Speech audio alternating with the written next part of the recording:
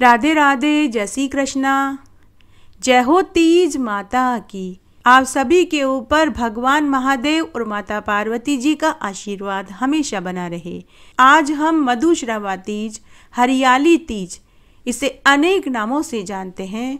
आज हम मधुश्रवा तीज की पौराणिक पवित्र पुण्य फल देने वाली कहानियाँ सुनेंगे। एक गांव में दो देवरानी जेठानी रहती थी। जेठानी पैसे वाली अमीर थी तो देवरानी बहुत गरीब थी। देवरानी भगवान महादेव और माता पार्वती जी की परम भक्त थी। वह भादवा मास की हरतालिका तीज का व्रत निराहार रह कर करती थी और माता पार्वती और महादेव जी की पूजा करती थी। वह रोज महादेव और पार्वती जी के मंदिर में पूजा करने जाती थी।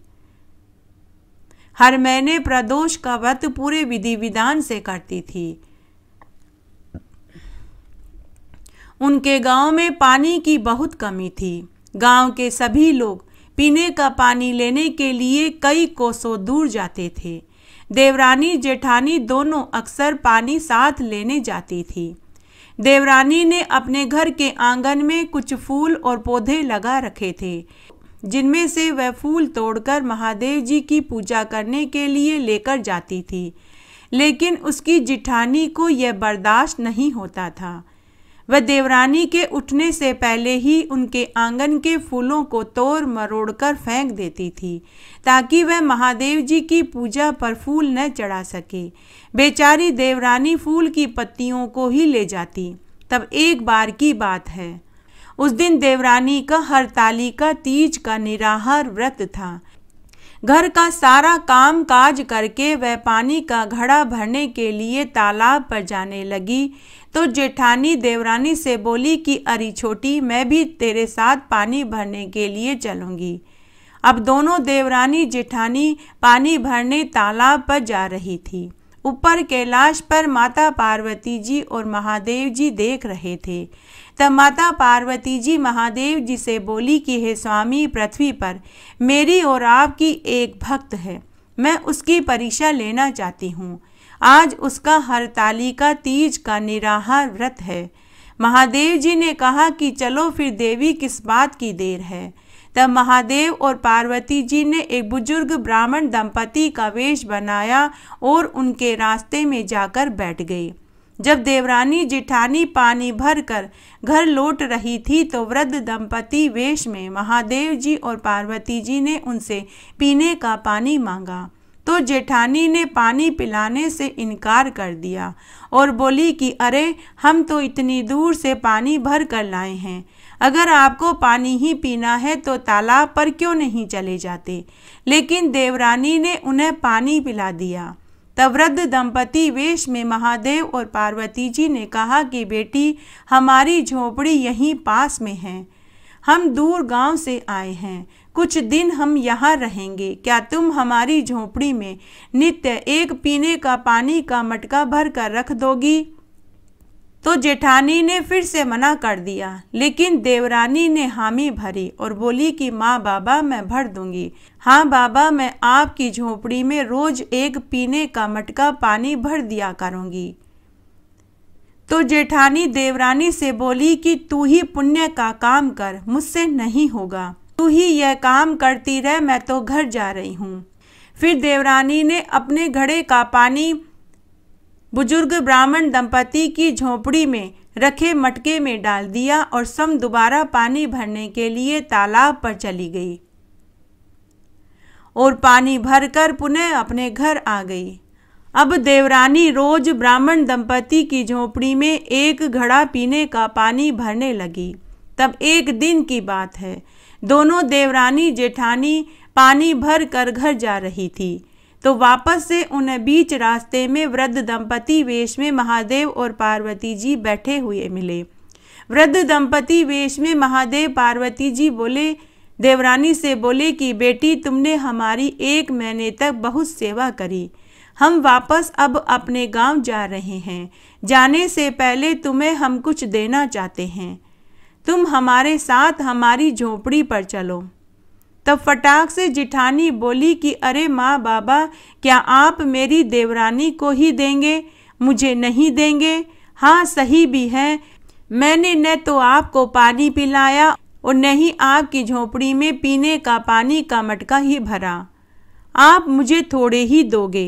तो वृद्ध दंपति वेश में महादेव जी जेठानी से बोले कि पुत्री, कर्मफल तो सबको मिलना चाहिए, चाहे वह अच्छा हो या बुरा। तुमने जो किया है उसका फल तुम्हें मिलेगा, इसने जो किया है इसका फल इसे मिलेगा। चलो बेटी, तुम भी हमारे साथ हमारी झोंपड़ी पर चलो, तुम्हें हम कैसे भूल सकते हैं। ऐसा सुनते ही जेठानी खुश हो गई। अब वृद्ध दंपति वेश में महादेव पार्वती जी उन दोनों को लेकर अपनी झोंपड़ी पर आए। तब महादेव जी ने कहा कि पुत्रियों, मेरी झोंपड़ी में 4 कलश रखे हैं, एक सोने का, एक चांदी का, एक पीतल का और एक मिट्टी का। तुम जो चाहो वह कलश उठाकर घर ले जाओ। जब तुम इस कलश को घर पर ले जाकर रखोगी तो तुम्हारे कर्मों के फल से यह तुम्हें रोज भरा हुआ मिलेगा। तब जेठानी ने भाग कर सोने का कलश उठा लिया, तो देवरानी ने मिट्टी का कलश उठाया। तो माता पार्वती जी ने देवरानी से कहा कि पुत्री, तुमने चांदी का कलश क्यों नहीं उठाया? तो देवरानी बोली कि माँ बाबा, कर्मों का फल तो मिट्टी के कलश में भी मुझे मिल जाएगा, उसके लिए चांदी, सोना और पीतल का कलश लेने की कहाँ जरूरत है। उसके इतने सुंदर जवाब को सुनकर वृद्ध दंपति वेश में महादेव पार्वती जी बहुत खुश हुए और उसे सौभाग्यवती, पुत्रवती और धनवती होने का आशीर्वाद दिया। उसके बाद दोनों देवरानी जेठानी उन्हें प्रणाम करके घर आ गई। घर आने के बाद देवरानी ने अपने कलश को पूजा वाले स्थान पर रखा, तो जेठानी ने उसे तिजोरी में रख दिया। दूसरे दिन जेठानी सुबह जल्दी उठी और तिजोरी खोल करके देखा तो उसका सोने का कलश मिट्टी में बदल चुका था और उसमें पत्थर कंकड़ भरे हुए थे। उधर देवरानी ने पहले स्नान किया, पूजा करी। नित्य का कार्य करने के बाद उसने कलश को देखा तो उसके मिट्टी का कलश सोने के कलश में बदला हुआ था और उसमें सोने, चांदी, हीरे, मोती भरे हुए थे। तभी जेठानी भागी भागी देवरानी के पास आई और पूरी बात बताई कि मेरा सोने का कलश मिट्टी का हो गया और उसमें पत्थर कंकड़ भरे हुए हैं। देवरानी ने कहा कि जीजी, मेरा मिट्टी का कलश तो सोने का हो गया और उसमें हीरे, मोती, सोने, चांदी की मोहरें से भरा हुआ है। जेठानी देवरानी से लड़ाई करते हुए बोली कि तूने मेरा सोने का कलश चुरा लिया और लड़ झगड़ कर देवरानी के सोने के कलश को उठाकर घर ले आई और खुद के मिट्टी के कलश को रख कर चली गई। लेकिन देवरानी कुछ नहीं बोली, क्योंकि वो जानती थी कि कर्म फल तो जेठानी जी नहीं बदल पाएगी, मुझे मेरे कर्मों का फल तो जरूर मिलेगा। दूसरे दिन फिर से जेठानी ने तिजोरी खोल कर देखा तो वापस सोने का कलश मिट्टी में बदल गया और उसमें छोटे छोटे सांप, बिच्छू और जहरीले कीड़े हो गए, जो देखते ही देखते पूरे घर में फैल गए। उसके बच्चों और पति ने भाग कर जान बचाई। तब जेठानी घर के बाहर आई और जोर जोर से चिल्लाने लगी, बचाओ बचाओ। उधर देवरानी के घर में फिर से मिट्टी का कलश सोने के कलश में बदल गया और सोने, चांदी, हीरे, मोती के सिक्कों से भर गया। जब जेठानी को इस बात का पता चला तो वह बहुत पछताई। जब उसके जेठ को पता चला तो उसने अपनी पत्नी से कहा कि अरे बावली, पहले कर्म तो अच्छे कर, जैसे कर्म करेगी फल भी तो तुझे वैसा ही मिलेगा। छोटी अच्छे कर्म करती है तो उसे कर्म फल अच्छा मिलता है। फिर जेठानी को अपनी गलती का एहसास हुआ, वह जोर जोर से रोने लगी। उसका रोना सुनकर देवरानी आई और बोली कि जीजी, आप भी रोज महादेव और पार्वती जी का पूजन किया करो, मीठा बोला करो, झूठ से बचा करो। हर साल भादवा मास की हरताली का तीज माता का व्रत पूरे विधि विधान से निराहार रह कर किया करो। तो जेठानी ने कहा कि छोटी, यह सब कुछ तो मैं कर लूँगी, लेकिन मेरे घर में से जो सांप बिच्छू की माया है वह कैसे हटेगी। तभी वहाँ आकाशवाणी हुई। आकाशवाणी ने कहा कि तू अपने धन का आधा धन तेरी देवरानी को देगी, तभी मैं ये सांप बिच्छू की माया को हटाऊंगा। तब जेठानी ने ऐसा ही किया। तब उसके घर में से सांप बिच्छू की माया हट गई। जब दोबारा तीज का व्रत आया तो जेठानी ने देवरानी के साथ तीज माता का निराहार व्रत किया, जिससे उसका घर भी अन्न धन के भंडार से भर गया। एक बार माता पार्वती जी कैलाश पर अकेली बैठी थी। उन्हें अकेला बैठा देखकर नारद मुनि वहां पहुंचे और माता पार्वती जी को प्रणाम करके बोले कि हे माते, मेरे मन में कई दिनों से एक ही प्रश्न बार बार उठ रहा है कि बाबा भोलेनाथ अपने गले में मुंडों की माला क्यों धारण करते हैं। वे कभी उन्हें अपने से दूर क्यों नहीं करते, जबकि आपको वे यहाँ अकेला छोड़कर नंदकेसर पर बैठकर कैलाश पर विचरण करते रहते हैं। क्या भोले बाबा ने आपको इस विषय में कुछ कहा? तो माता पार्वती ने कहा कि पुत्र, आज मैं भगवान महादेव से इसके विषय में जानकर के रहूंगी। नारद मुनि आए ही आग लगाने के लिए थे। वे अपने मकसद में कामयाब हो गए और वे मुस्कुराते हुए नारायण नारायण नारायण करते हुए चले गए। थोड़ी देर बाद बाबा कैलाश पर पहुंचे तो उन्होंने देवी पार्वती को क्रोधित देखा। उन्होंने उनके क्रोध का कारण पूछा तो माता पार्वती जी बोली कि हे प्रभु, आप अपने गले में मरे हुएयों की मुंड माला हमेशा क्यों धारण किए रहते हैं? ऐसा लगता है कि आपको मुझसे भी अधिक यह मुंड माला प्रिय है। तब भगवान शिव बोले कि हे देवी, जैसे तुम मुझे प्रिय हो वैसे ही यह मुंड माला भी मुझे प्रिय है। तो माता पार्वती जी बोली कि हे देव, आज आपको सच्चाई बतानी ही पड़ेगी। या तो यह मुंड माला आपके गले में रहेगी या फिर मैं ही रहूंगी। तब भगवान महादेव ने माता पार्वती जी को उनके पूर्व जन्मों के बारे में बताया कि हे देवी, आप हर बार जन्म लेती थी और मर जाती थी। तब जब भी जहां आपका सिर गिरा,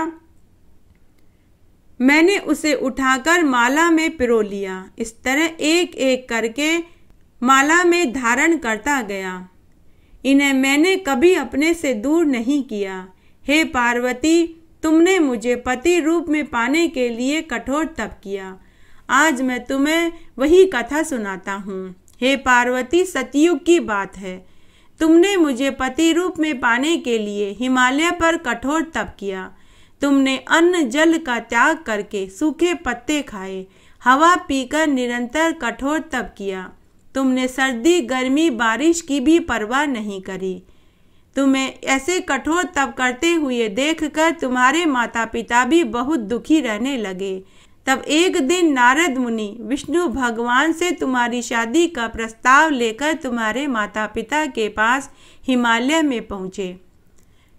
तो तुम्हारे माता पिता ने स्वीकार कर लिया। लेकिन जब तुम्हें इस बारे में पता चला तो तुमने अपने मन की बात अपनी सखी को बताई कि हे सखी, मैंने मन कर्म और वचन से महादेव जी को पति रूप में वरण कर लिया है, लेकिन मेरे माता पिता मेरा विवाह भगवान विष्णु से कराना चाहते हैं। अगर ऐसा हुआ तो मैं अपने प्राण त्याग दूंगी। तुम्हारे दुख से दुखी तुम्हारी सखी तुम्हें एक ऐसे घनघोर वन की कंदराओं में ले जाकर छुपा दी जहां पर तुम्हारे माता पिता नहीं ढूंढ पाए। तुमने वहां जाकर कई हजार बरस तक रेत के शिवलिंग बनाकर मुझे पाने के लिए कठोर तप किया। उधर भगवान विष्णु बारात लेकर तुम्हारे घर में पहुंचे। जब तुम घर में नहीं मिली तो तुम्हारे माता पिता ने तुम्हें आकाश पाताल सब जगह खोजा, लेकिन तुम उन्हें कहीं नहीं मिली। तब हे पार्वती, तुम्हारे कठोर तप से प्रसन्न होकर मैंने तुम्हारी मनोकामना पूरी करी। इसके बाद तुम अपने माता पिता के पास गई। तुमने जाकर अपने माता पिता से कहा कि मैंने भगवान शिव को पति रूप में वरण कर लिया है तथा मेरी तपस्या से प्रसन्न होकर महादेव जी ने मुझे स्वीकार भी कर लिया है। अतः आप मेरा पानी ग्रहण संस्कार भगवान महादेव से करा दीजिए। तब तुम्हारे पिता पर्वतराज ने तुम्हारी इच्छा का मान रखा और तुम्हारा विवाह विधि विधान से मेरे साथ करवा दिया। हे पार्वती, तुमने पूरे विधि विधान से सावन मास की हरियाली तीज का व्रत किया।